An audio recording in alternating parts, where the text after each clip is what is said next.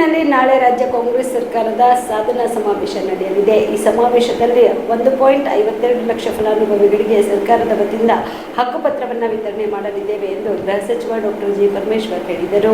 ಬೆಂಗಳೂರಿನಲ್ಲಿ ಮಾಧ್ಯಮಗಳ ಜೊತೆ ಮಾತನಾಡಿದ ಅವರು, ನಾಳೆ ಸರ್ಕಾರದ ಸಮಾವೇಶ ಇದೆ. ಇದೇ ಸಮಾವೇಶದಲ್ಲಿ ಸರ್ಕಾರದಿಂದ 1.52 ಲಕ್ಷ ಫಲಾನುಭವಿಗಳಿಗೆ ಹಕ್ಕುಪತ್ರ ಕೊಡಲಾಗುವುದು ಎಂದು ತಿಳಿಸಿದರು. ಸರ್ಕಾರ ಬಂದು 3 ವರ್ಷ ಆಯಿತು. ನಾವು ಅನೇಕ ಭರವಸೆ ಕೊಟ್ಟಿದ್ವು. ಈ 3 ವರ್ಷದಲ್ಲಿ ಏನೇನು ಈಡೇರಿಸಿದ್ದೇವೆ ಅಂತ ತಿಳಿಸುತ್ತೇವೆ ಎಂದರು. ಇಲ್ಲಿ 2 ಭಾಗ ಇರ್ತಕ್ಕಂಥದ್ದು. ಒಂದು, ಕಂದಾಯ ಇಲಾಖೆಯಲ್ಲಿ ಸುಮಾರು 1,52,000 ಜನರಿಗೆ ಫಲಾನುಭವಿಗಳಿಗೆ ಹಕ್ಕುಪತ್ರಗಳನ್ನು ಕೊಡ್ತಕ್ಕಂಥ ಕಾರ್ಯಕ್ರಮ.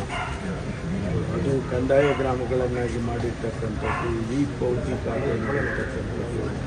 ಆಮೇಲೆ ಇದೆಲ್ಲವನ್ನು ಸೇರಿ ಒಟ್ಟು 1,52,000 ಜನರಿಗೆ ನಾವು ಫಲಾನುಭವಿಗಳಿಗೆ ಹಕ್ಕುಪತ್ರಗಳನ್ನು ಕೊಡ್ತಾ ಇದ್ದೀವಿ. ಇದು ಒಂದು ಭಾಗ.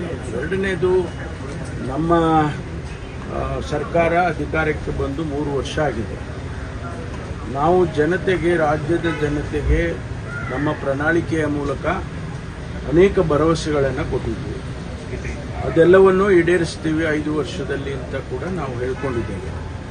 ಈ 3 ವರ್ಷದಲ್ಲಿ ಏನೆಲ್ಲ ಮಾಡಿದ್ದೇವೆ ಅನ್ನೋದನ್ನು ಕೂಡ ನಾವು ತಿಳಿಸ್ಬೇಕಾಗ್ತದೆ. ರಾಜ್ಯದ ಜನತೆ ಅವರಿಗೆ ಅದನ್ನು ತಿಳ್ಕೊಳ್ತಕ್ಕಂಥ ಹಕ್ಕಿದೆ ಅವರಿಗೆ. ಹಾಗಾಗಿ ಅದನ್ನು ಕೂಡ ನಾವು ಈ ಕಾರ್ಯಕ್ರಮದಲ್ಲಿ ಮಾಡ್ತಾ ಇದ್ದೀವಿ. ನಿಮ್ಮ ತವರು ಜಿಲ್ಲೆಯಲ್ಲಿ ಆಗ್ತಾ ಇದೆ. ಎಲ್ಲ ಒಂದು ಕಡೆ ಪರಮೇಶ್ವರ್ ಅವರ ಶಕ್ತಿ ಪ್ರದರ್ಶನ ಆಗ್ತಿದೆ ಅನ್ನೋದು ಚರ್ಚೆ. ಇಲ್ಲಿ ಯಾರ ಶಕ್ತಿ ಪ್ರದರ್ಶನವೂ ಇಲ್ಲ.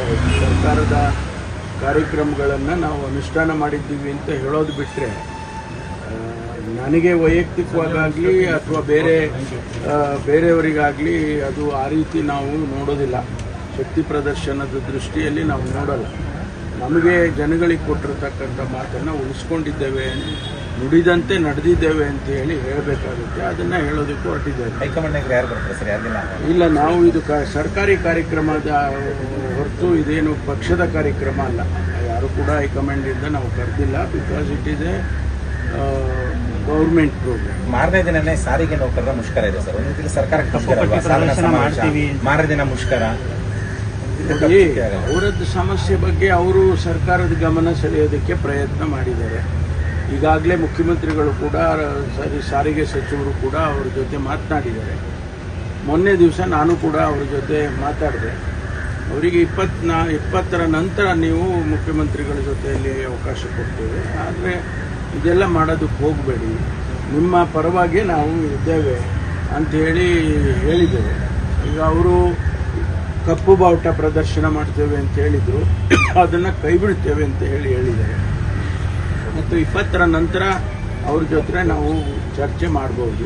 ಅವರು ಒಪ್ಪೋದಾದರೆ ಅವರಿಗಿರ್ತಕ್ಕಂಥ ಅಹವಾಲು ಈಗಾಗಲೇ ಮುಖ್ಯಮಂತ್ರಿಗಳು ಕೇಳಿದರು. ರೀಸನಬಲ್ ಆಗಿ ಏನು ಮಾಡಬೇಕು ಅದನ್ನು ಸರ್ಕಾರ ಖಂಡಿತವಾಗಿ ಮಾಡುತ್ತೆ ಅನ್ನೋದು. ಶಾಬದಿ ಮಲ್ಟಿ ಸ್ಪೆಷಾಲಿಟಿ ಹಾಸ್ಪಿಟಲ್ ಮತ್ತು ಟ್ರಾಮಾ ಕೇರ್ ಸೆಂಟರ್ 24x7 ತುರ್ತು ಚಿಕಿತ್ಸಾ ಸೌಲಭ್ಯ ಉಳ್ಳ ಆಸ್ಪತ್ರೆ.